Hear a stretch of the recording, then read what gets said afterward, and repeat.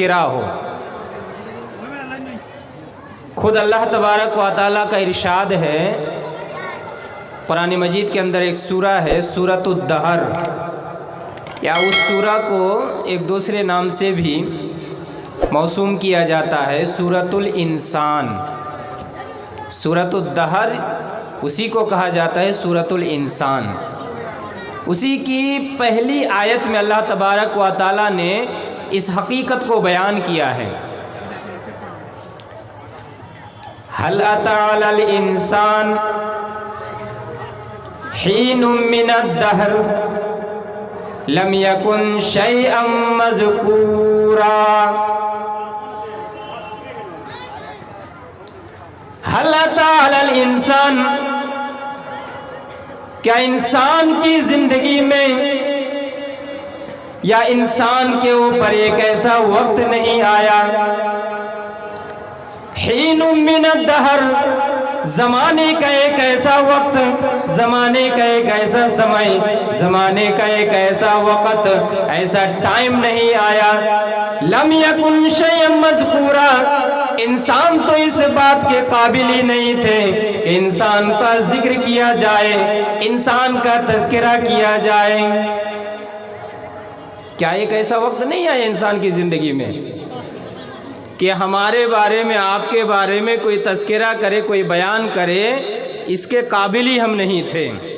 फिर अल्लाह ताला ने हमें इंसान बनाया, बेहतरीन स्ट्रक्चर दिया और देकर के इस दुनिया के अंदर भेजा। अब हमारी ज़िम्मेदारी क्या होती है कि हम अल्लाह तबारक व तआला की इबादत करें, अल्लाह तबारक व तआला की परस्तिश करें।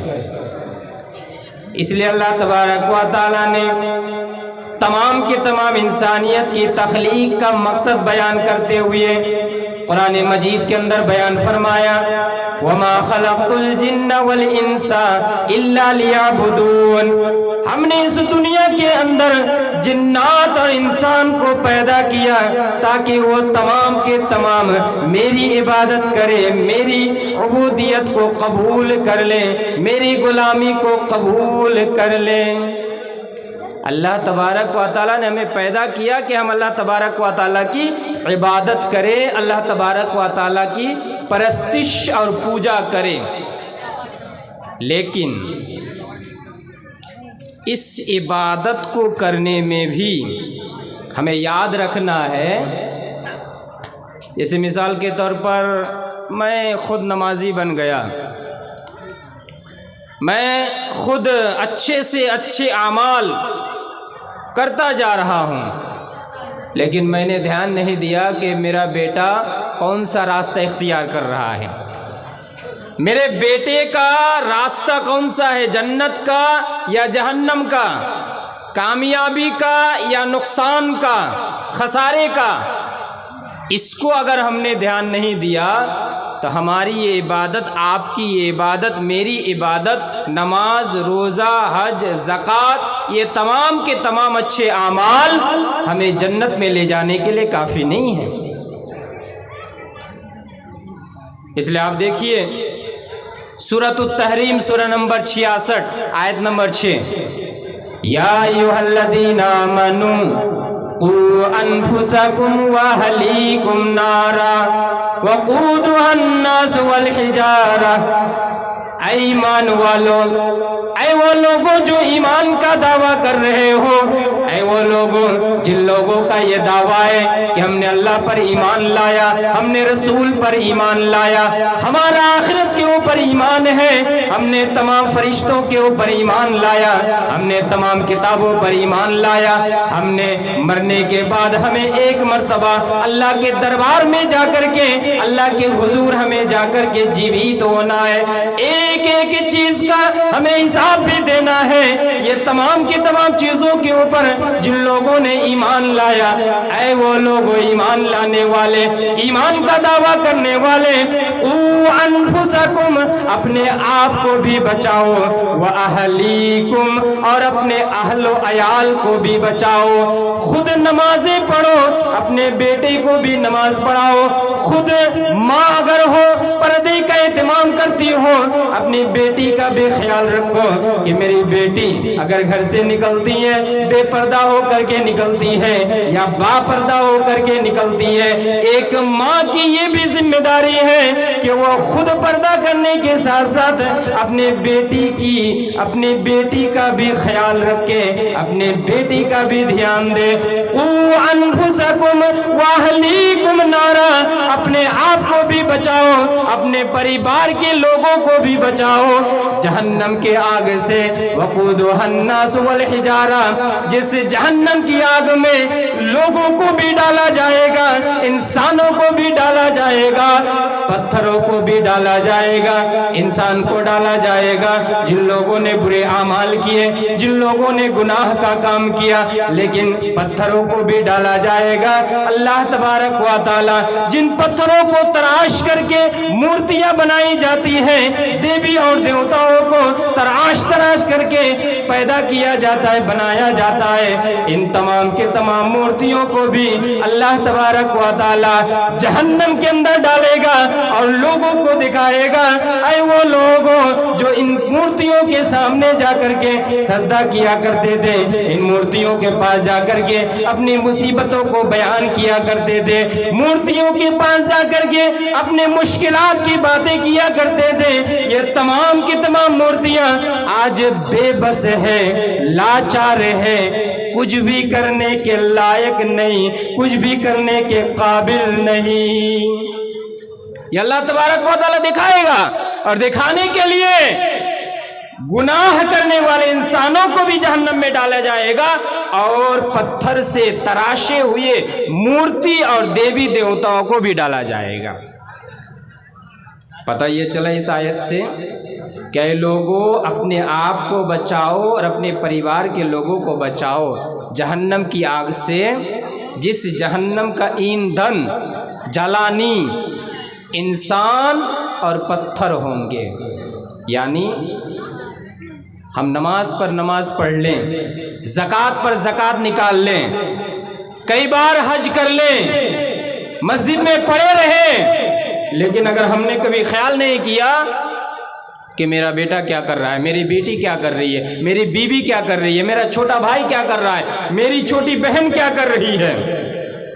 یہ اپنی ذمہ داری کا پالن نہیں کیا، تو یہ تمام کے تمام اچھے اعمال ہمیں جنت میں لے جانے کے لیے کافی نہیں ہے۔ ابھی آپ کے سامنے مولانا مقتدر الرحمن صاحب ذمہ داری کے تعلق سے بیان کر رہے تھے، یہ ذمہ داری ہے والدین کی،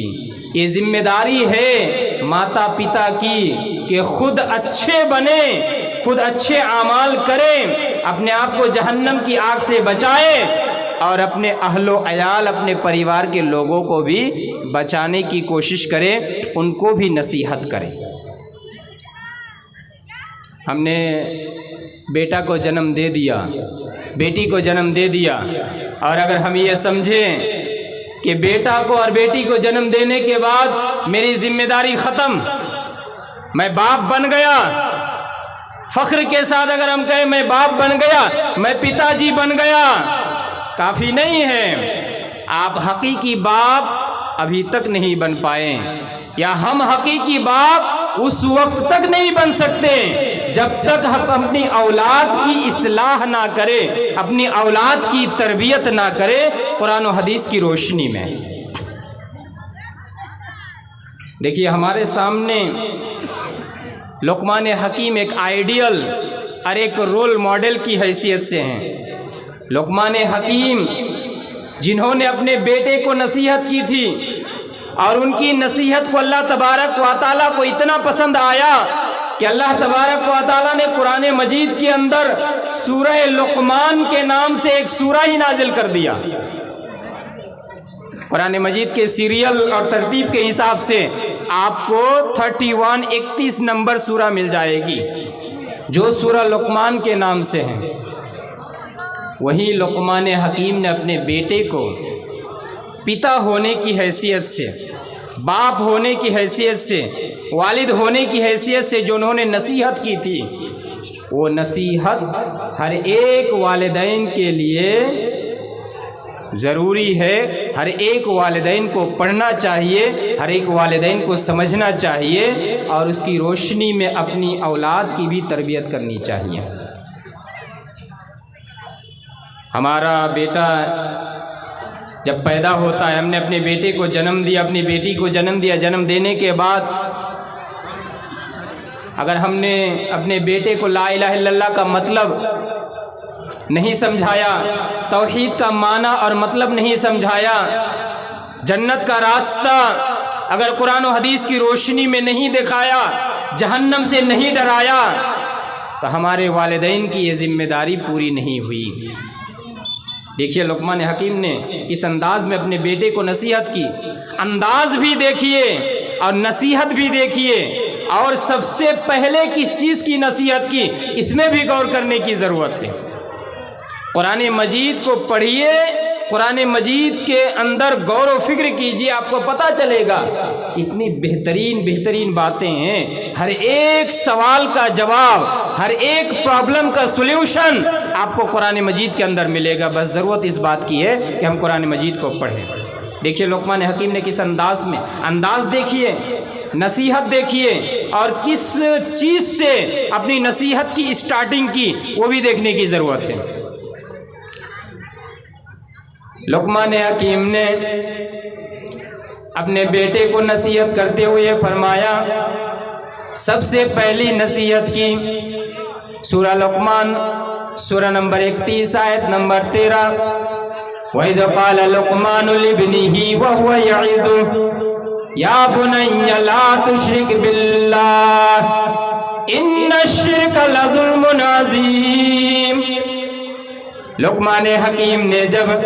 اپنے بیٹے کو نصیحت کرتے ہوئے فرمایا، یا بنیا، اے میرے پیارے بیٹے، اے میرے لختے جگر، لا تشرک باللہ، اللہ کے ساتھ شرک نہ کرنا، اللہ کے ساتھ کسی کو شریک نہ کرنا، ان الشرک لظلم عظیم، بے شک شرک یہ سب سے بڑا ظلم ہے، شرک سب سے بڑا انیائی ہے، شرک سب سے بڑا اتیاچار ہے۔ میں نے ابھی آپ کے سامنے بیان کیا، اللہ تبارک و تعالیٰ نے ہمیں عدم سے وجود میں لایا، ہماری کوئی وجود، ہمارا کوئی وجود نہیں تھا، ہمارا کوئی استعمال نہیں تھا، اللہ تبارک و تعالیٰ نے ہمیں پیدا کیا، ہمیں انسان بنایا، اور اس انسان بنانے اور ہماری تخلیق کا مقصد بھی بیان کر دیا کہ تمام کے تمام انسان کو پیدا کیا گیا تاکہ وہ تمام کے تمام انسان میری عبادت کرے، میری پوجا کرے، میری پرستش کرے۔ اور اللہ کی عبادت کا معنی یہ ہے کہ یہ سر اگر جھکے گا وہ اللہ کے سامنے جھکے گا، اگر سجدہ کیا جائے گا اللہ کے سامنے کیا جائے گا، اگر پکارا جائے گا اللہ کو پکارا جائے گا، اگر مانگا جائے گا اللہ سے مانگا جائے گا، مدد طلب کی جائے گی اللہ سے طلب کی جائے گی، اور شرک کا راستہ ہمیشہ کے لیے بند کر دینا ہے، شرک نہیں کرنا ہے۔ اپنے بیٹے کو بھی لقمان حکیم نے نصیحت کرتے ہوئے فرمایا، یا بنیا، اے میرے پیارے بیٹے، اے میرے لختے جگر، لا تشرک باللہ، اللہ کے ساتھ شرک نہ کرنا، ان شرک لظلم عظیم، شرک سب سے بڑا ظلم ہے، شرک سب سے بڑا انیائی ہے۔ اپنے بیٹے کو اس انداز میں نصیحت کی، بھنگیمہ اور انداز کیا تھا، کیسی نصیحت کی، اور کس نصیحت سے انہوں نے اسٹارٹنگ کی۔ دیکھیے ایک نمبر انداز دیکھیے، لقمان حکیم نے کیا کہا، یا بنیا،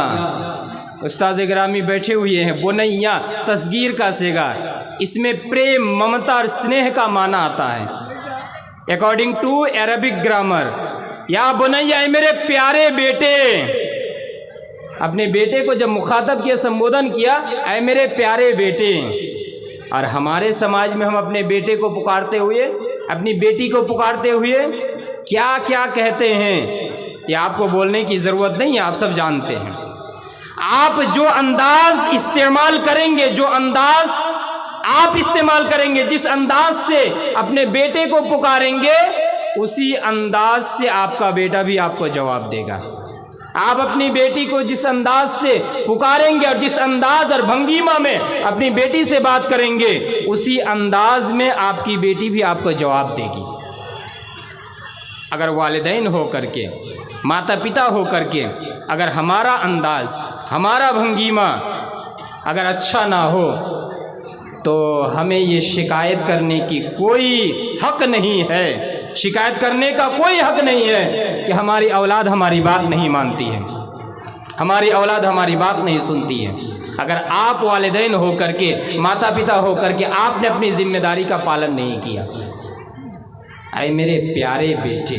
آپ اپنے بیٹے کو اس انداز میں بلا کر کے تو دیکھیے، آپ پر جان نچھاور کرنے کے لیے تیار ہو جائے گا۔ لختے جگر چھوٹے سے، ایسا نہیں کہ آپ نے چھوٹے میں اپنے بیٹے کو نہیں سمجھایا۔ عربی کا ایک شاعر عربی میں کہتا ہے، حرز بنی کا علی الآداب فی الصغر کیما تقر بہم عیناک فی الکبر وانما مثل الآداب تجمعها فی عنفوان الصبا کالنقش فی الحجر۔ اپنے بیٹے کو چھوٹے رہتے ہوئے بچپن ہی میں اپنے بیٹے کو ادب قاعدہ سکھلایا کرو۔ اگر چھوٹے اور بچپنے میں اپنے بیٹے کو ادب قاعدہ سکھا دو گے، بڑے ہو کر کے وہ والدین کی آنکھوں کی ٹھنڈک بنیں گے۔ وَإِنَّمَا مَثَلُ الْآدَابِ تَجْمَعُهَا فِي عُنْفُوَانِ الصَّبَا كَالنَّقْشِ فِي الْحَجَرِ۔ بچپنے کی حالت میں اگر بیٹے کو ادب قاعدہ سکھایا جائے، بچپن میں اگر بیٹے کی تربیت کی جائے، اگر چھوٹے کی حالت میں بچپنے میں اگر اپنی اولاد کی تربیت کی جائے، یہ تربیت ایسی ہوتی ہے، شاعر کہہ رہا ہے کالنقش فی الحجر، جس طرح پتھر میں کوئی کاٹ کر کے نقش و نگار کر دیتا ہے۔ پتھر میں نقش و نگار کرنا بڑا مشکل ہوتا ہے نا، کاٹ کر کے تراش کر کے اس میں نقشہ بنانا پڑتا ہے، کاٹ کر کے تراش کر کے نام وغیرہ لکھنا پڑتا ہے، جو بھی آپ کرنا چاہتے پتھر کے اوپر۔ شاعر کہہ رہا ہے عربی زبان میں کہ اگر بچپنے میں آپ نے اپنی اولاد کی تربیت صحیح طریقے سے کی تو یہ تربیت اسی طرح ہے جس طرح پتھر میں کاٹ کر کے تراش کر کے کوئی چیز لکھی جاتی ہے، نام لکھا جاتا ہے یا کوئی چیز لکھی جاتی ہے، نقش و نگار کیا جاتا ہے، وہ کبھی مٹتا نہیں ہے پتھر سے۔ اسی طرح بچپنے میں اگر آپ نے اپنی اولاد کی تربیت صحیح سے کی تو انشاءاللہ آپ کی اولاد کا راستہ بگڑے گا نہیں، وہ بھٹکے گا نہیں انشاءاللہ۔ یہ الگ بات ہے کہ نبی کے گھر میں بھی کافر پیدا ہو جاتا ہے، وہ تو اللہ تبارک و تعالیٰ اگر کسی کو کرنا چاہے تو وہ ہو کر رہے گا، لیکن اگر آپ نے صحیح طریقے سے تربیت کی تو انشاءاللہ اکثر و بیشتر ایسا ہو نہیں سکتا کہ آپ نے بچپنے میں تربیت کی اور آپ کا بیٹا بگڑ گیا، یہ بہت مشکل ہے۔ اس لیے ہمیں ضرورت اس بات کی ہے، ہماری ذمہ داری ہے کہ ہم اپنی اولاد کی تربیت بچپنے ہی میں کریں۔ اپنے بیٹے کو کس انداز میں بلائے، اے میرے پیارے بیٹے، اور کس چیز کی نصیحت کی؟ سب سے پہلی نصیحت شرک نہ کرنا، اس لیے کہ اس دنیا کے اندر انسان جو بھی گناہ کرتا ہے، جو بھی اپرادھ، جو بھی پاپ کرتا ہے، اگر اللہ تبارک و تعالیٰ چاہے پاپ کرنے کے بعد اگر کسی کی موت ہو جائے، اللہ تبارک و تعالیٰ اگر چاہے ہر ایک گناہ، ہر ایک پاپ، ہر ایک اپرادھ کا عذاب اور سزا اللہ تبارک و تعالیٰ معاف کر سکتا ہے، لیکن اگر کسی نے شرک کرنے کے بعد کسی کا انتقال ہو گیا، اللہ تبارک و تعالیٰ شرک کا گناہ معاف نہیں کرے گا، اللہ شرک کا گناہ معاف نہیں کرے گا۔ اس لیے سب سے پہلے شرک کے بارے میں بیان کیا۔ اور شرک کیا ہے ہمارے سماج میں؟ آج بھی ہم بہت سارے موقع پر فلاں آدمی کے پاس، فلاں آدمی کے پاس، فلاں گنی کے پاس کوئی پریشانی ہوتی ہے، فلاں آدمی کے پاس جو جہاں کہتا ہے وہی ہم دوڑنے لگتے ہیں۔ تعویذ اپنے ہاتھ میں، اپنے گریبان میں، اپنے کمر میں کہیں بھی ہم باندھنے لگتے ہیں۔ یہ تعویذ وغیرہ کا باندھنا اور گنی کے پاس جانا، ہاتھ وغیرہ دکھانا، چاہے وہ قرض میں آپ ڈوبے ہوئے ہیں اور کسی نے آپ کو کہا کہ قرض سے اگر رین سے اگر ادھار سے آپ چھٹکارا پانا چاہتے ہیں فلاں بابا کے پاس جائیے، فلاں آدمی کے پاس جائیے، فلاں گنی کے پاس جائیے، آپ کو ایسا ٹوٹکا اور ایسی چیز بتا دے گا کہ آپ کا سب جو پرابلم ہے سب سلوشن ہو جائے گا، سب سالو ہو جائے گا۔ یہ کیا ہے؟ شرک ہے۔ تعویذ وغیرہ کا باندھنا یہ شرک ہے۔ مسند احمد کی ایک روایت آپ کے سامنے میں پیش کرتا ہوں، غالباً یہ عقبہ بن عامر الجوہنی رضی اللہ تعالیٰ عنہ سے مروی ہے۔ وہ بیان کرتے ہیں، اقبل الی رسول اللہ صلی اللہ علیہ وسلم رہۃ فبایع تسعۃ۔ عقبہ بن عامر الجوہنی رضی اللہ تعالیٰ عنہ بیان کرتے ہیں، نبی صلی اللہ علیہ وسلم کے پاس ایک جماعت آتی ہے اور اس جماعت کے اندر 10 آدمی تھے۔ فبایع تسعۃ، یہ 10 کے 10 آدمی نبی صلی اللہ علیہ وسلم کے پاس آئے تھے آپ کے ہاتھ پر ہاتھ رکھ کر کے بیعت کرنے کے لیے۔ نبی صلی اللہ علیہ وسلم کے ہاتھ پر ہاتھ رکھ کر کے بیعت کرنے کے لیے، وعدہ کرنے کے لیے، اے اللہ کے نبی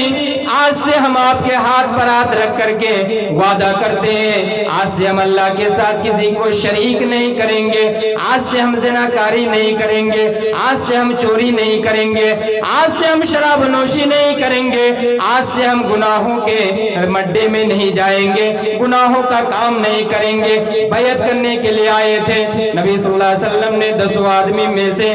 9 آدمی کے ساتھ ہاتھ پر ہاتھ رکھ کر کے بیعت کر لیتے ہیں، لیکن ایک آدمی سے بیعت نہیں کرتے ہیں۔ قالوا یا رسول اللہ بایعت تسعۃ وترکت ھذا، لوگوں نے سوال کیا اے اللہ کی رسول آپ نے 10 آدمی آپ کے پاس آئے بیعت کرنے کے لیے، آپ نے 9 آدمی کے ساتھ بیعت کر لی، آپ نے 9 آدمی کے ساتھ ہاتھ پر ہاتھ رکھ کر کے بیعت کر لی، لیکن اس آدمی سے آپ نے بیعت نہیں کی، کیا معاملہ ہے، کیا ماجرا ہے؟ نبی صلی اللہ علیہ وسلم نے جواب دیا، قال ان علیہ تمیمہ، اے لوگوں سنو، اس آدمی سے میں نے بیعت جو نہیں کی اس لیے کہ اس نے اپنے ہاتھ پر تعویذ پہنا ہوا ہے، اپنے جسم کے اوپر تعویذ لٹکایا ہوا ہے۔ اتنا کہنا تھا کہ اس آدمی نے اپنے تعویذ کو پکڑا اور پکڑ کر کے نکال دیا، نکالنے کے بعد نبی صلی اللہ علیہ وسلم سے بیعت کی۔ جب نبی صلی اللہ علیہ وسلم نے اس آدمی کے ساتھ بھی بیعت کر لی، نبی صلی اللہ علیہ وسلم نے ارشاد فرمایا، اے لوگوں سنو، من اللہ کا تمیمتن فقد اشرک، جس آدمی نے بھی تعویذ پہنا، تمیمہ پہنا، ہاتھ میں پہنا، گریبان میں لٹکایا، کمر میں پہنا، کہیں بھی تعویذ پہنا، فقد اشرک، اس نے شرک کیا، اس نے اللہ کے ساتھ شرک کیا۔ تعویذ پہنا، اس نے شرک کیا۔ اس لیے یہ شرک، اور یہ شرک اتنا بڑا گناہ ہے کہ اللہ تبارک و تعالی اس کو معاف نہیں کرے گا۔ آپ سورہ نساء سورہ نمبر 4 آیت نمبر 48 اور آیت نمبر 116 اٹھا کر کے دیکھیں، ان اللہ لا یغفر ان یشرک بہ ویغفر ما دون ذلک لمن یشاء، اللہ تبارک و تعالی شرک کے علاوہ جتنے بھی گناہ ہیں اگر اللہ چاہے تو معاف کر سکتا ہے، لیکن شرک کا گناہ اللہ تبارک و تعالی معاف نہیں کرے گا۔ اور یہ تعویذ گنڈا وغیرہ پہننا یہ کیا ہے؟ شرک ہے۔ قبضہ میں درد ہو جاتا ہے، پریشانی ہوتی ہے، کالا دھاگا وغیرہ باندھنے لگتے ہیں، یہ کیا ہے؟ شرک ہے، گناہ ہے، یہ شرک ہے،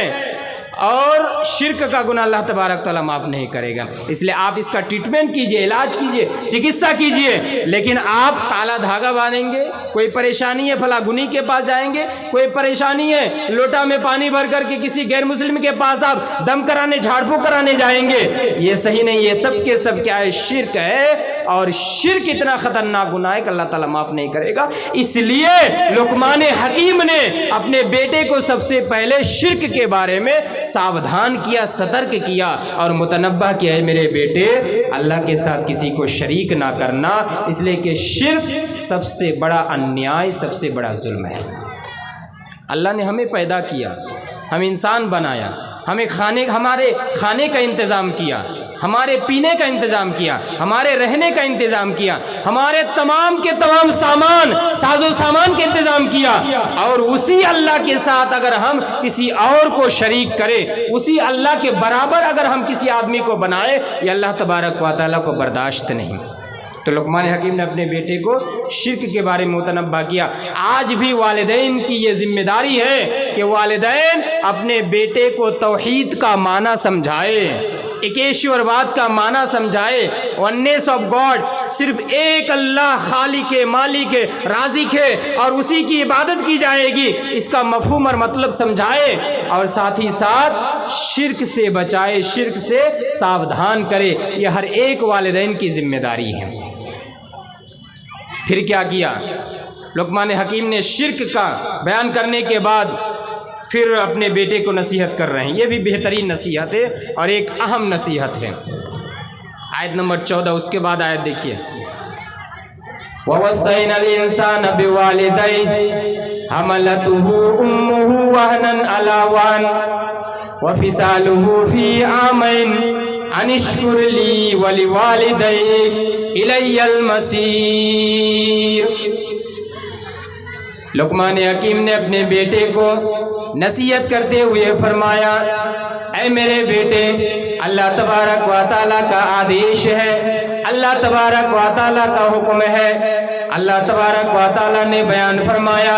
وَوَصَّيْنَا الْإِنسَانَ بِوَالِدَيْهِ، ہم نے انسانوں کو اپنے والدین کے بارے میں نصیحت کی، ہم نے اپنے انسانوں کو اپنے والدین کے بارے میں وصیت کی۔ حملتہ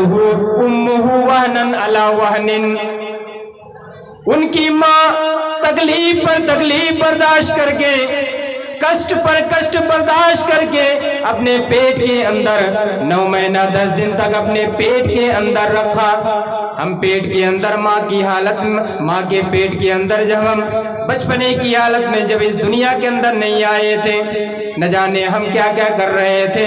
کبھی ادھر لات مارتے تھے، کبھی ادھر لات مارتے تھے، کبھی کہیں جا کر کے چپک جایا کرتے تھے۔ کتنی تکلیف اور کتنی مصیبت کو برداشت کر کے آپ اور ہماری ماں نے ہمیں جنم دیا۔ حملتہ امہ وہنن علی وہنن، ان کی ماں نے تکلیف پر تکلیف برداشت کر کے پیٹ میں اپنے بیٹے کو اٹھایا، پیٹ میں اپنے بیٹے کو تھاما، اور پھر تکلیف کو برداشت کرنے کے بعد آپ اپنے بیٹے کو جنم بھی دیا، آپ کو بھی جنم دیا، ہمیں بھی جنم دیا۔ جنم دینے کے بعد بھی ہماری ماؤں کی تکلیف ختم نہیں ہوئی، ہماری ماؤں کی پریشانی ختم نہیں ہوئی۔ وَفِصَالُهُ فِي عَامَيْنِ، جنم دینے کے بعد اس دنیا کے اندر ہم آ گئے۔ جنم دینے کے بعد پھر 2 سال تک، ایک لمبی مدت تک ہماری ماں نے ہمیں دودھ بھی پلایا۔ کوئی یہ کہہ سکتا ہے کہ میری ماں نے دودھ کے بدلے میں مجھ سے پیسے کا چارج کیا، دودھ کے بدلے میں مجھے روپے کا چارج کیا؟ 1 روپیہ 1 پیسے کی بھی چارج نہیں کی، ہمیں 2 سال تک لمبی مدت تک دودھ بھی پلایا۔ وَفِصَالُهُ فِي عَامَيْنِ أَنِ اشْكُرْ لِي وَلِوَالِدَيْكَ، اے انسان، میں اللہ بول رہا ہوں۔ جب اللہ تبارک و تعالیٰ یہاں ہمیں حکم دے رہا ہے، اے انسان، ہم نے تمہیں حکم دیا، تمہاری ماں نے تمہیں تکلیف پر تکلیف برداشت کر کے پیٹ میں تھاما، پھر جنم دینے کے بعد 2 سال تک دودھ بھی پلایا، اس لیے انشکر لی، اے انسان میرا شکریہ ادا کرو۔ سب سے پہلے اللہ کا شکریہ ادا کرو، ولی والدیک، اور اپنے والدین کا بھی شکریہ ادا کرو، اپنے والدین کی بھی اطاعت کر لیا کرو۔ الی المصیر، اور اس بات کا بھی خیال رکھنا، اس دنیا کے اندر تم آئے، اس دنیا کے اندر تمہاری ماں نے تمہیں جنم دیا، تمہیں دودھ بھی پلایا، تمہاری ہر ضروریت کا انتظام بھی کیا، تمام کی تمام چیزیں تمہارے لیے نچھاور کر دیا، لیکن تم یہ یاد رکھنا، یہ تمام کے تمام چیز ہو جانے کے بعد بھی ہر ایک انسان کو الی المصیر، میرے ہی پاس لوٹ کر کے آنا ہے، میرے پاس لوٹ کر کے آنا ہے، اس دنیا کو چھوڑنا ہے، اس دنیا کو الوداع کرنا ہے۔ اس لیے اس بات کا بھی خیال رکھنا، ماں کی بھی اطاعت کرنا، میرا بھی شکریہ ادا کرنا، اور کل قیامت کے دن تمہیں اللہ کے دربار میں جا کر کے ایک ایک چیز کا حساب بھی دینا ہے، اس کا بھی خیال رکھنا تاکہ تم اچھے اعمال بھی کر لینا۔ یہاں لقمان حکیم نے والدین کی اطاعت کرنے کا حکم دیا اپنے بیٹے کو۔ آپ کہتے ہیں کہ آپ کی اولاد، آپ کا بیٹا، آپ کی بیٹی آپ کی بات نہیں مانتے، آپ نے کبھی اپنی والدین کو، اپنی اولاد کو والدین کی خدمت اور والدین کی مریادہ، والدین کی عزت اور والدین کا احترام، والدین کا سمان، ان چیزوں کے بارے میں آپ نے کبھی سمجھایا اپنی اولاد کو؟ آپ تو جب اپنی اولاد کو پکارتے ہیں گالی دے کر کے پکارتے ہیں، اپنے بیٹے کو پکارتے ہیں تو پیارا لہجہ نہیں ہوتا ہے، بہترین لہجہ نہیں ہوتا ہے، تو آپ کی اولاد آپ کی بات ماننے کے لیے کیسے تیار ہوگی؟ لقمان حکیم نے سمجھایا، میرے بیٹے والدین کی یہ مریادہ ہے، والدین کی یہ عزت ہے، اس لیے والدین کی اطاعت کرنا۔ لیکن پھر آگے ہے آیت نمبر 15 اور 16 دیکھیے، والدین کی اطاعت کرنا، لیکن اگر وہی والدین تمہیں اللہ کے ساتھ اگر شرک کرنے کا حکم دیں تو اس کو مت ماننا۔ وَإِن جَاهَدَاكَ عَلَىٰ أَن تُشْرِكَ بِي مَا لَيْسَ لَكَ بِهِ عِلْمٌ فَلَا تُطِعْهُمَا وَصَاحِبْهُمَا فِي الدُّنْيَا مَعْرُوفًا۔ اے میرے بیٹے یہ بھی سن لو، وَإِن جَاهَدَاكَ، اگر یہی والدین، اگر یہی تمہارے والدین جن کی اتنی عزت ہے، جنہوں نے والد نے تمہیں بڑا کیا، تمہاری تربیت کی، تمہارے کھانے کا انتظام کیا، پہننے کا انتظام کیا، تمہاری والدہ نے تمہارے لیے تکلیف برداشت کی، یہ سب ٹھیک ہے اپنی والدین کی اطاعت کرنا، لیکن اگر یہی والدین تمہیں اللہ کے ساتھ شرک کرنے کا حکم دے، اللہ کے ساتھ کسی ذات کو شریک کرنے کا حکم دے جس کے بارے میں تمہیں علم نہیں، فلا تطیعہما، اپنے والدین کی اطاعت نہ کرنا، لیکن یہ یاد رکھنا وصاحبہما فی الدنیا معروفا، اگرچہ وہ والدین تمہیں اللہ کے ساتھ شرک کرنے کا حکم دے، لیکن پھر بھی اپنے والدین کی بات نہ ماننا، لیکن پھر بھی اس دنیا کے اندر ان کے ساتھ اچھا سلوک کرنا، اچھا ویوہار کرنا۔ والدین کی اتنی عزت ہے، والدین شرک کرنے کا حکم دے بات مت ماننا، گناہ کرنے کا حکم دے، غیر اسلامی کاموں میں شریک ہونے کا حکم دے بات مت ماننا، لیکن پھر بھی اگر والدین مشرک اور مشرکہ ہے پھر بھی ان کی بات ماننا، اس دنیا کے اندر ان کے ساتھ اچھا ویوہار کرنا، یہ والدین کی فضیلت ہے۔ وَاتَّبِعْ سَبِيلَ مَنْ أَنَابَ إِلَيَّ ثُمَّ إِلَيَّ مَرْجِعُكُمْ فَأُنَبِّئُكُمْ بِمَا كُنْتُمْ تَعْمَلُونَ۔ اور اس بات کا خیال رکھنا، ہمیشہ اپنے ذہن و دماغ میں رکھنا، وَاتَّبِعْ سَبِيلَ مَنْ أَنَابَ، اسی راستے کو اپنانا یا انہی لوگوں کا راستہ اپنانا جو لوگ میری طرف آتے ہیں، جو لوگ میری عبادت کرتے ہیں، یعنی متقیوں کا راستہ اپنانا، نیک کار لوگوں کا راستہ اختیار کرنا۔ اور اس بات کا خیال رکھنا ثم الی مرجعکم، بار بار اللہ تبارک و تعالی نے یاد دلایا ثم الی مرجعکم، اے انسانوں تم سب کے سب میرے ہی پاس لوٹا دیا جاؤ گے، تم سب کے سب میرے ہی پاس آؤ گے، فَأُنَبِّئُكُمْ بِمَا كُنْتُمْ تَعْمَلُونَ، اور تم نے جو بھی کام کیا ہے ہر ایک کام کے بارے میں تمہیں خبر کر دیا جائے گا، باخبر کر دیا جائے گا، بتا دیا جائے گا۔ بار بار اللہ تبارک و تعالی نے یاد دلایا انسانوں یہ تمام کے تمام کام کرتے ہوئے اس بات سے غافل مت ہو جانا کہ ہمیں مرنا ہے اور اللہ کے دربار میں جا کر کے ایک ایک چیز کا حساب دینا ہے۔ اللہ تبارک و تعالی ہمیں ایک ایک ہمارے عمل کے بارے میں ہمیں باخبر کرے گا۔ ہمیں مرنا ہے، موت سے کبھی غافل مت ہو جانا، یہ تمام کے تمام کام کرنا لیکن موت سے غافل مت ہو جانا، اور اس بات سے غافل مت ہو جانا کہ اللہ تبارک و تعالی ایک ایک چیز کے بارے میں ہمیں باخبر کرے گا۔ سورہ جمعہ اٹھا کر کے آپ دیکھیے، سورہ نمبر 62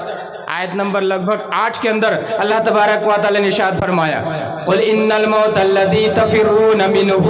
فانہ ملاقیکم ثم تردون الی عالم الغیب والشہادہ فینبئکم بما کنتم تعملون۔ اے لوگوں قل ان الموت الذی، اے اللہ کے نبی آپ بیان کر دیجئے، ان الموت الذی تفرون منہ، اے لوگوں جس موت سے تم راہ فرار اختیار کر رہے ہو، جس موت سے تم بھاگنے کی کوشش کر رہے ہو، جس موت سے تم دور جانے کی کوشش کر رہے ہو، فَإِنَّهُ مُلَاقِيكُمْ، وہ موت تمہارے ساتھ ملاقات کرتے کر کے ہی رہے گی، وہ موت تمہارے پاس آ کر کے ہی رہے گی۔ موت جب آ جائے گی، تمہاری روح کو جب نکال لیا جائے گا، جان کو جب قبض کر لیا جائے گا، فَيُنَبِّئُكُمْ بِمَا ثُمَّ تُرَدُّونَ إِلَىٰ عَالِمِ الغیب والشہادہ، موت آ جائے گی، روح کو نکال لی جائے گی، جان کو قبض کر لیا جائے گا، جان کو نکالنے کے بعد، روح کو نکالنے کے بعد پھر تمہیں اللہ کے پاس لے جایا جائے گا۔ ثم تردون الی عالم الغیب والشہادہ، اس اللہ کے پاس لے جایا جائے گا جو غیب کا بھی علم رکھنے والا ہے اور جو حاضر ہے، حاضر و غائب تمام کی تمام چیزوں کا علم رکھنے والا ہے، یعنی اللہ کے پاس تمہیں حاضر کیا جائے گا۔ جب حاضر کیا جائے گا فَيُنَبِّئُكُمْ بِمَا كُنْتُمْ تَعْمَلُونَ، تم جو بھی عمل کرتے تھے ایک ایک عمل کے بارے میں تمہیں بتا دیا جائے گا۔ انسان مارے تعجب کے سوچے گا یہ چھوٹا سا عمل تھا، میں نے سوچا تھا اس عمل کا کوئی یادگار ہی نہیں ہوگا، اس عمل کو اللہ تبارک و تعالی شاید لکھ کر کے ہی نہیں رکھے گا، یہ چھوٹا سا عمل کون یاد رکھتا ہے، یہ چھوٹی سی نیکی کا کام کون یاد رکھے گا۔ لیکن انسان کے ہاتھ میں جب اعمال نامال جب پکڑا جائے گا، اعمال نامال دیا جائے گا، انسان مارے تعجب کے کہے گا۔ اللہ تبارک و تعالی نے اس کا نقشہ سورہ کہف کے اندر کھینچا ہے، ما لہذا الکتاب لا یغادر صغیرۃ ولا کبیرہ الا احصاها، انسان کے ہاتھ میں جب نامہ اعمال رکھا جائے گا، انسان جب دیکھے گا ایک چھوٹا سا گناہ کا کام اس کو بھی اللہ تعالیٰ نے نامہ اعمال میں درج کر دیا ہے، ایک چھوٹی سی نیکی ہے اس کو بھی اللہ تبارک و تعالیٰ نے نامہ اعمال میں لکھ دیا ہے۔ انسان دیکھ کر کے مارے تعجب کے آشچریہ جنک ہو کر کے کہے گا ما لہذا الکتاب، یہ کون سی کتاب ہے، یہ کس طرح کا نامہ اعمال ہے، لا یغادر صغیرۃ ولا کبیرہ، نہ چھوٹے عمل کو چھوڑا نہ بڑے عمل کو چھوڑا، الا احصاها، تمام کے تمام عمل کو اللہ تبارک و تعالی نے لکھ دیا ہے۔ انسان مارے تعجب کے سوچے گا ارے میں نے سوچا تھا کہ اس عمل کا کوئی ذکر ہی نہیں ہوگا، اس عمل کا کوئی تذکرہ ہی نہیں ہوگا، اس عمل کو لکھا ہی نہیں جائے گا، دھیان ہی نہیں دیا جائے گا، لیکن اللہ تبارک و تعالی نے تو لکھ کر کے رکھا ہے، چاہے وہ نیکی کا کام ہو چاہے گناہ کا کام ہو۔ میں نے ایک نیکی کا کام چھوٹا سا کام کیا، میں نے سوچا کہ یہ کہاں جائے گا، کون لکھ کر کے رکھے گا، لیکن جب نامہ اعمال ہمارے اور آپ کے ہاتھ میں دیا جائے گا تو ہم سب آشچریہ جنک ہو کر کے کہیں گے کون سی کتاب اور کیسا نامہ اعمال ہے، تمام کی تمام چیزوں کو لکھ کر کے رکھا ہے، درج کر کے رکھا ہے۔ اس لیے لقمان حکیم نے اپنے بیٹے کو نصیحت کرتے ہوئے فرمایا شرک نہ کرنا، والدین کے ساتھ حسن سلوک کرنا، لیکن وہی والدین اگر شرک کرنے کا حکم دے بات مت ماننا، لیکن پھر بھی والدین کے ساتھ اچھا ویوہار کرنا دنیا کے اندر، اگرچہ تمہارے والدین کافر ہی کیوں نہ ہو، غیر مسلم ہی کیوں نہ ہو، ان کی باتیں ماننا۔ اور ہمیشہ یہ یاد رکھنا کہ ہم سب کو اللہ کے پاس جا کر کے حاضر ہونا ہے، اللہ کے دربار میں جا کر کے حاضر ہونا ہے، اور ایک ایک چیز کے بارے میں ہمیں حساب دینا ہے۔ پھر دیکھیے لقمان حکیم نے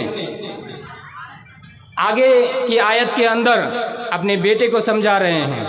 اپنے بیٹے کے سامنے بیان کر رہے ہیں کہ اللہ تبارک و تعالی کتنا شکتیمان ہے۔ اللہ تبارک و تعالی مائٹی نہیں، آل مائٹی ہے، سرو شکتیمان ہے، ہر چیز پر قادر ہے۔ کوئی چیز اللہ تبارک و تعالی کے علم سے باہر نہیں، اللہ تبارک و تعالی کی قدرت سے باہر نہیں۔ ہر ایک چیز پر اللہ تبارک و تعالیٰ قادر ہے۔ قدرت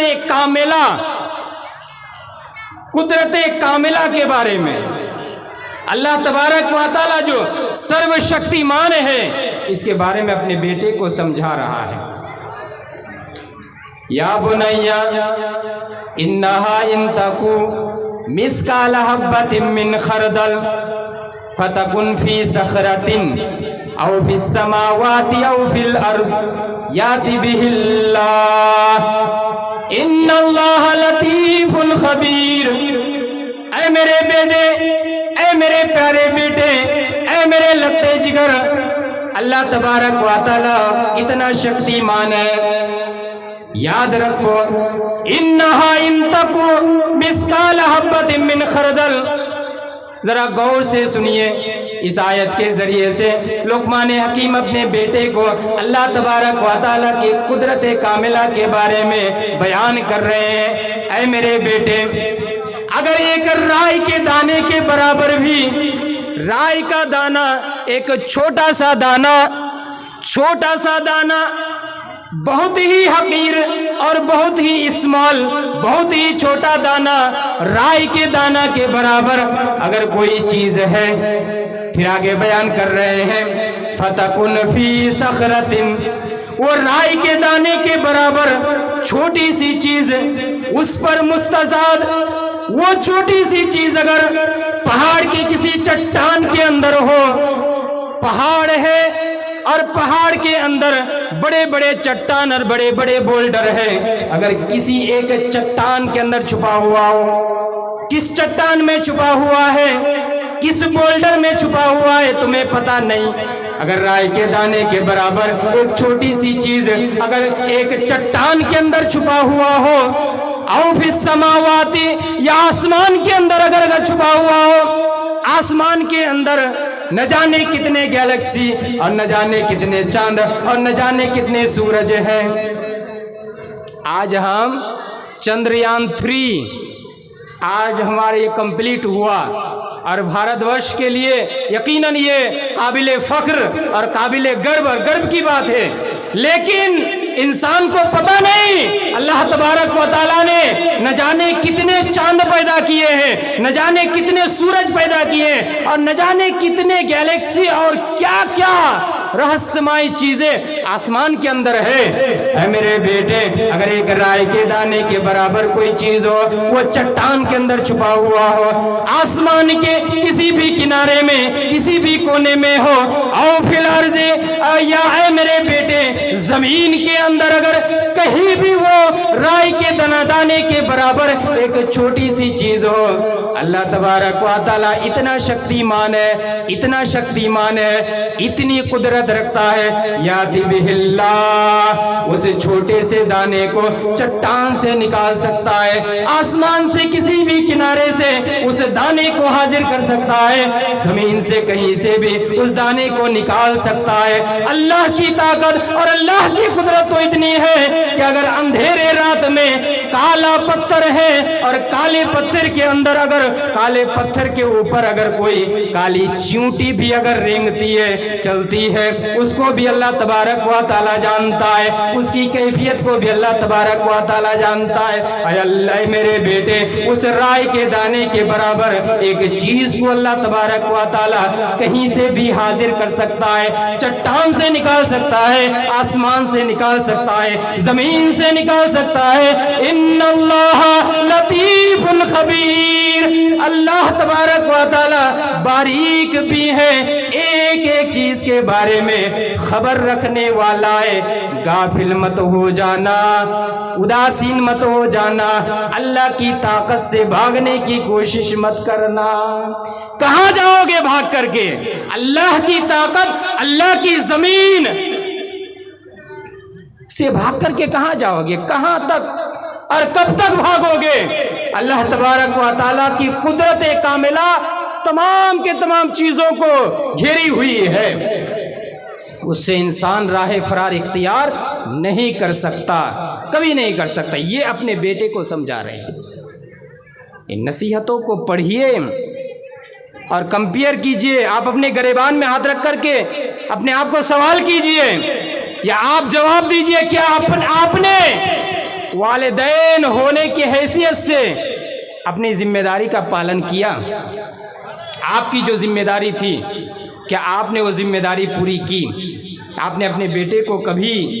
قرآن کھول کر کے اپنے بیٹے کے سامنے قرآن کی تلاوت کی؟ آپ نے کبھی قرآن کی ایک آیت اٹھا کر کے اس کا ترجمہ پڑھ کے اس کا ویاکھیا وشلیشن پڑھ کے اپنے بیٹے کو کبھی سمجھایا؟ آپ نے اپنی بیٹی کو کبھی ایک حدیث پڑھ کر کے سمجھایا، نصیحت کی؟ اپنے بیٹے کو کبھی پاس بلا کر کے ان سے پیار اور محبت کی، ممتا جتایا؟ اگر آپ نہیں جتائیں گے تو آپ کی اولاد بھی آپ کی فرما برداری نہیں کر سکتی، آپ کی بات نہیں مان سکتی۔ نبی صلی اللہ علیہ وسلم کے تو بیٹے چھوٹے میں بچپن ہی میں نبی صلی اللہ علیہ وسلم کے بیٹے مر چکے تھے، انتقال کر چکے تھے۔ ابراہیم، عبداللہ، ابوالقاسم، یہ چھوٹے بچپن ہی میں نبی صلی اللہ علیہ وسلم کے جتنے بھی بیٹے تھے سب کا انتقال ہو گیا تھا، لیکن نبی صلی اللہ علیہ وسلم اپنے نواسے حسن، حسین رضی اللہ تعالیٰ عنہما ان لوگوں سے محبت کرتے تھے، پیار جتاتے تھے، ممتا جتاتے تھے۔ اگر ہم باپ کا مطلب یہ سمجھے کہ میں گھر میں جیوں ہی انٹری لی، گھر میں داخل ہوا، پورا گھر میں سناٹا چھا گیا، باپ کو دیکھ کر کے ایک دم ڈر گیا، کونے میں جا کر کے چھپ گیا، ایسا باپ بننے کی ضرورت نہیں ہے۔ اور ایسا بھی باپ بننے کی ضرورت نہیں ہے کہ ہمیشہ پیار دلار، ہمیشہ ممتا اور شاسن آپ نے نہیں کیا، یہ بھی صحیح نہیں ہے۔ نبی صلی اللہ علیہ وسلم نے کیا کہا دیکھیے، ابو داؤد کی ایک حدیث نماز کے تعلق سے جو نبی صلی اللہ علیہ وسلم نے والدین کی ذمہ داری کے بارے میں بیان کرتے ہوئے فرمایا، مروا اولادکم بالصلاۃ وهم ابناء 7 سنین واضربوهم علیہا وهم ابناء 10۔ اے لوگوں، مروا اولادکم بالصلاۃ، والدین کو یہ حکم دیا جا رہا ہے، ماتا پتا کو یہ آدیش دیا جا رہا ہے، مروا اولادکم بالصلاۃ، اپنے بیٹے کو نماز پڑھنے کا حکم دو، اپنی بیٹی کو نماز پڑھنے کا حکم دو۔ جب وہ 7 سال کے ہو جائے، وَاضْرِبُوهُمْ عَلَيْهَا وَهُمْ أَبْنَاءُ 10، اور جب 10 سال کی عمر میں ہو جانے کے بعد، 10 سال عمر ہو جانے کے بعد بھی آپ کا بیٹا اور آپ کی بیٹی نماز نہ پڑھے، نماز سے غافل رہے، وَاضْرِبُوهُمْ عَلَيْهَا، تو ان کو تھوڑا سا مار کر کے، تھوڑا سا شاسن کر کے نماز پڑھاؤ۔ میں سوال کرنا چاہتا ہوں، یہاں جتنے بھی حاضر ہوئے جلسہ میں تقریر سننے کے لیے آپ لوگوں سے پوچھنا چاہتا ہوں، کیا جو لوگ والدین ہیں، ماتا پتا ہیں، آپ یہ اٹھ کر کے ذمہ داری کے ساتھ کہہ سکتے ہیں کہ آپ نے اپنے بیٹے کو 7 سال کی عمر میں نماز پڑھنے کا حکم دیا، نماز پڑھنے کی ٹریننگ دلائی، تعلیم دی، اور 10 سال عمر ہو جانے کے بعد جب نماز نہ پڑھے تو آپ نے اپنے بیٹے کو تھوڑا سا مارا، تھوڑا سا شاسن کیا؟ کتنے ایسے ہیں ہمارے مسلمان بھائی؟ ڈاکٹر فاروق عبداللہ نرائن پوری، بہت بڑے عالم جید جو سعودی عرب سے پی ایچ ڈی کیے ہوئے ہیں، ابھی ممبئی کے اندر ایک مدرسہ میں پڑھاتے ہیں۔ ایک پروگرام ہوا تھا مرشید آباد کے اندر، انہوں نے ایک تقریر کرتے ہوئے تقریر کے دوران بیان کیا کہ سعودی عرب کے اندر ریڈیو کے ذریعے سے کچھ پروگرام نشر کیا جاتا ہے، پبلش کیا جاتا ہے، بڑے بڑے جو سعودی عرب کے شیوخ ہیں وہ لوگ درس دیتے ہیں، تقریر کرتے ہیں، سمجھاتے ہیں لوگوں کو، نصیحت کرتے ہیں، اور سوال جواب بھی ہوتا ہے، کوشچن آنسر کا سیشن بھی ہوتا ہے۔ ایک آدمی نے سوال کیا ایک شیخ سے کہ اچھا میرا بیٹا 10 سال اس کی عمر ہو گئی ہے لیکن ابھی بھی وہ نماز نہیں پڑھ رہا ہے، کیا میں والد ہو کر کے، باپ ہونے کی حیثیت سے میں اپنے بیٹے کو مار سکتا ہوں؟ اس لیے کہ حدیث کے اندر ہے 10 سال ہو جانے کے بعد اگر نماز نہ پڑھے تو وَاضْرِبُوهُمْ عَلَيْهَا، اپنی اولاد کو مارو، شاسن کرو، تو کیا میں مار سکتا ہوں؟ شیخ نے پوچھا، آپ ذرا غور سے سنیے تب سمجھ میں آئے گا۔ شیخ نے پوچھا کہ اچھا پہلے آپ یہ بتائیے کہ آپ جو والد ہیں، آپ پتا ہے، باپ ہیں، حدیث کے اندر تو پہلے یہ کہا گیا ہے کہ 7 سال کی عمر میں نماز پڑھنے کی ٹریننگ دلاؤ، کیا آپ نے نماز پڑھنے کی ٹریننگ دلائی تھی 7 سال کی عمر میں؟ انہوں نے کہا کہ نہیں، یہ تو میں نے نہیں دلائی تھی۔ تب شیخ نے کیا جواب دیا جانتے ہیں؟ شیخ نے جواب دیا کہ پہلے آپ کو مارنے کی ضرورت ہے، पहले आपको मारने की जरूरत है। आपकी जो जिम्मेदारी थी वो जिम्मेदारी का पालन नहीं किया, और अभी आप हदीस बयान कर रहे हैं कि 10 साल की उम्र हो चुकी है, मेरा बेटा नमाज नहीं पढ़ा है तो मैं इसको मार सकता हूं। आपको मार की जरूरत है कि आपने वालिद हो करके, वालिदैन हो करके आपने गार्जियन की जिम्मेदारी आपने पालन नहीं किया। आप अगर 7 साल की उम्र में ट्रेनिंग दिलाई होती तो 7, 8, 9, 10, 3 साल तक, ये लंबी मुद्दत होती है, अगर 3 साल तक अगर आपने ट्रेनिंग दिलाई होती तो जरूर भी जरूर आपका बेटा नमाजी होता,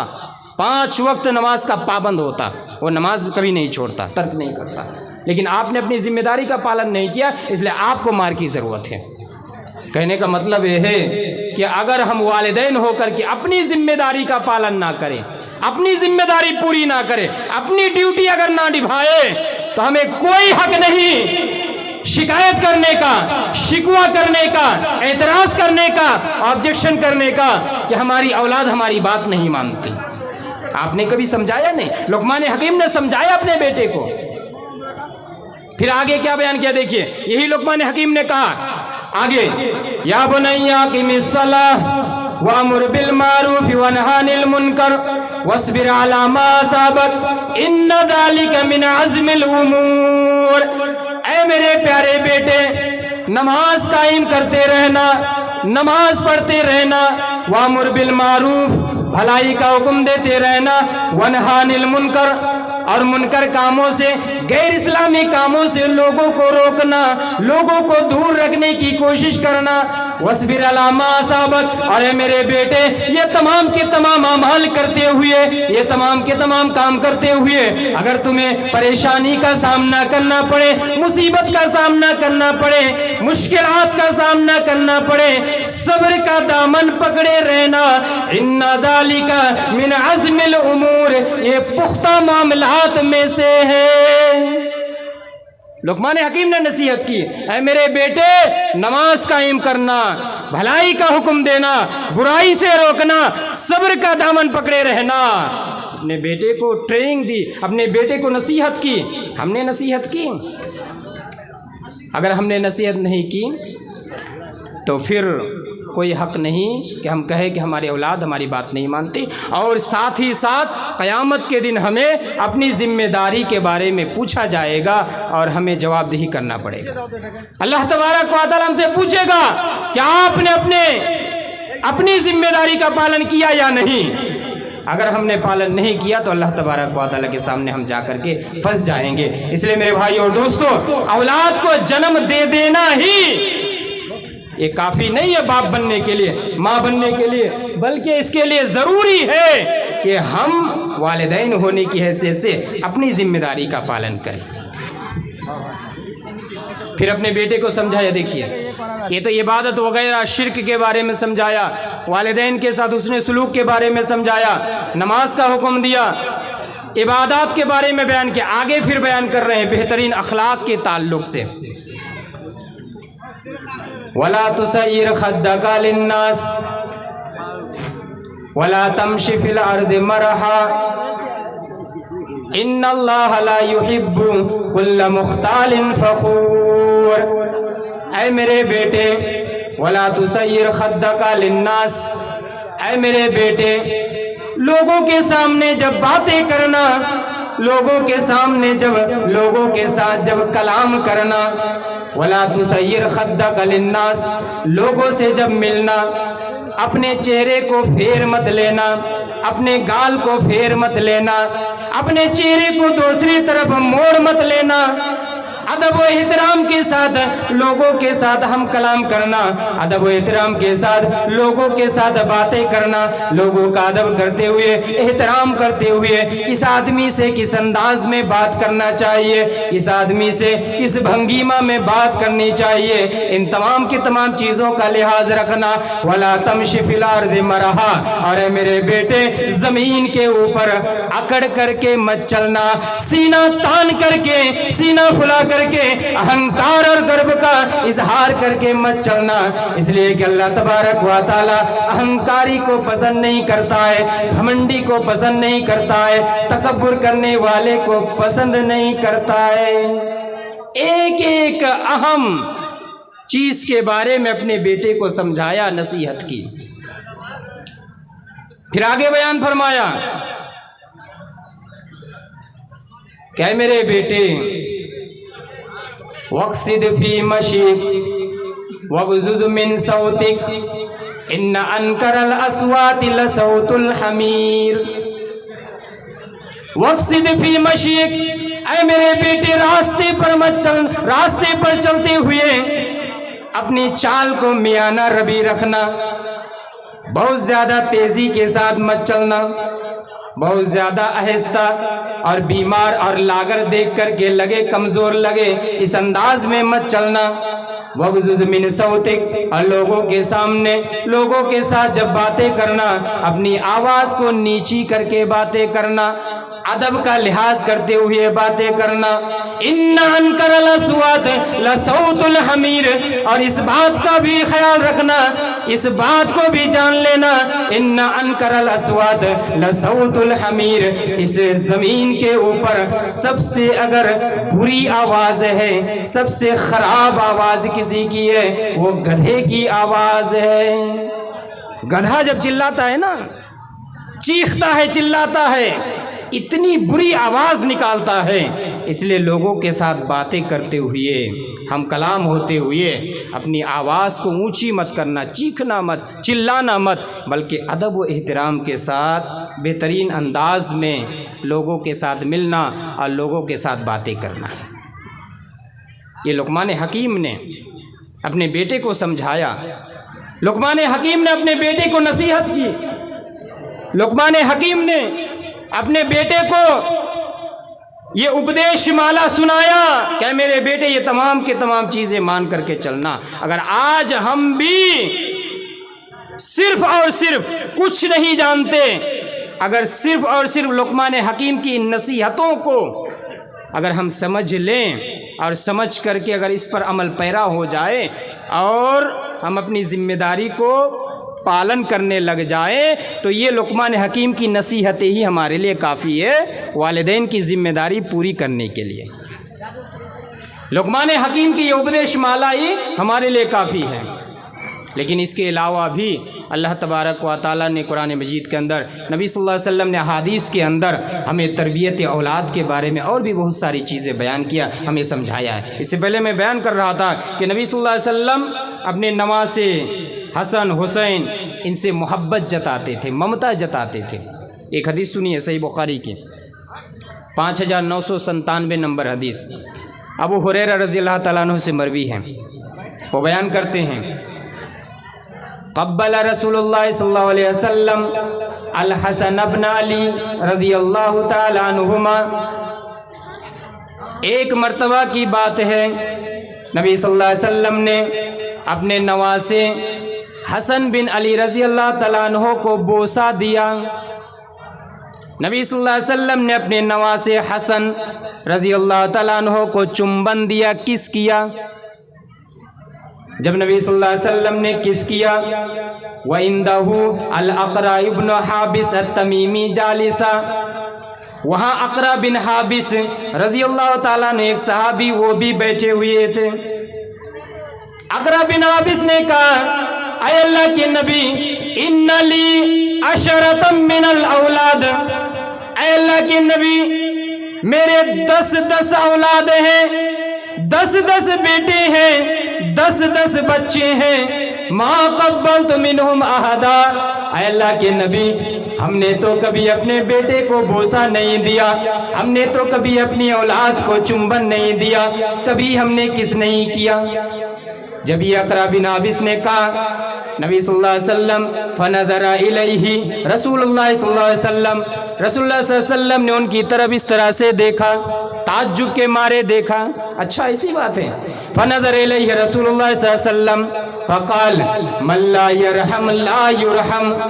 ताज्जुब के मारे देखने के बाद नबी सल्लल्लाहु अलैहि वसल्लम ने फरमाया मल्ला यरहम ला युरहम। अयकरा बिन हाबिस, याद रखना, जो लोगों के साथ रहम करम का मामला नहीं करता है, जिसके दिल के अंदर रहम नहीं होता है, लोगों को ममता नहीं जताता है, लोगों से प्यार नहीं करता है, रहमत का ज़ुहूर नहीं होता है, रहमत को जाहिर नहीं करता है, ला युरहम, उसके ऊपर भी रहम नहीं किया जाएगा, उसके ऊपर भी अल्लाह ताला की रहमत का नुज़ूल नहीं होगा।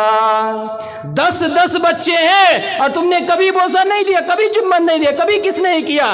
अरे ये तो रहम करम का मामला है। एक बाप अपने बेटे को देख करके खुश हो जाता है, बगैर किस किए, बगैर चुम्बन दिए, बगैर बोसा दिए रह नहीं पाता। अरे अपना बेटा तो अपना बेटा, दूसरे बेटे, दूसरे भी छोटे बच्चे अगर आ जाए आपके सामने, हमारे सामने, हम जाकर के पकड़ते हैं, उनसे बात करने की कोशिश करते हैं, उनसे मोहब्बत जताने की कोशिश करते हैं। अरे अकरा बिन हाबिस, तुमने कभी चुम्बन नहीं दिया। सुनो, जो रहम नहीं करता उसके ऊपर रहम भी नहीं किया जाता। नबी सल्लल्लाहु अलैहि वसल्लम ने इस हदीस के जरिए सबक भी दिया कि अपने बेटे के साथ प्यारो मोहब्बत के साथ पेश आओ, मोहब्बत के साथ पेश आओ, ममता जताओ, प्यार जताओ, स्नेह जताओ, मोहब्बत जताओ, तब जाकर के तुम्हारी औलाद भी तुम्हारे करीब होगी और तुम्हारी एक एक बात पर ध्यान देगी, एक एक बात को मानने के लिए तैयार हो जाएगी। एक और हदीस, वहीं सही बुखारी हदीस नंबर 5998, ये 97 था, ये 98, आयशा रज़ियल्लाहु तआला अन्हा से मरवी है। जाराबियुन इलन नबी सल्लल्लाहु अलैहि वसल्लम, कुछ देहाती लोग नबी सल्लल्लाहु अलैहि वसल्लम के पास आते हैं और आकर के आम तौर पर तमाम सहाबा इकराम और नबी सल्लल्लाहु अलैहि वसल्लम से सवाल करते हैं, तो कब्बिलून सिबियान, क्या आप लोग बच्चों को बोसा देते हैं, क्या आप लोग बच्चों को किस करते हैं। तमाम सहाबा इकराम ने, नबी सल्लल्लाहु अलैहि वसल्लम ने भी कहा नाम, हाँ हम अपने बेटे और बच्चों को बोसा दिया करते हैं। उन लोगों ने कहा हमने तो कभी बोसा नहीं दिया, हमने तो कभी चुंबन नहीं किया, हमने तो कभी किस नहीं किया। नबी सल्लल्लाहु अलैहि वसल्लम ने जवाब दिया और उन लोगों को ये समझाया भी, अवा अमलिकु इनकान अल्लाहु नज़अ मिनकुमुर रहमा। ऐ वो लोगों जो कह रहे हो कि हमने अपने बेटे को चुंबन नहीं दिया, अपने बेटे को किस नहीं किया,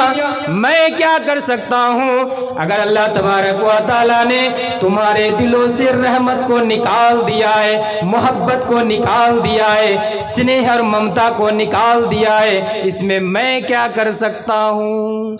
मैं क्या कर सकता हूँ अगर तुम्हारे दिलों के अंदर मोहब्बत नहीं है। यानी नबी सल्लल्लाहु अलैहि वसल्लम समझाना चाहते हैं कि नहीं, ये गलत है, बेटों से प्यार किया करो, प्यार जताया करो। ऐसा ना हो कि आप बाप हैं तो आपसे बात करते हुए वो डरता है, थर्राता है, कांपता है, तो आपकी बात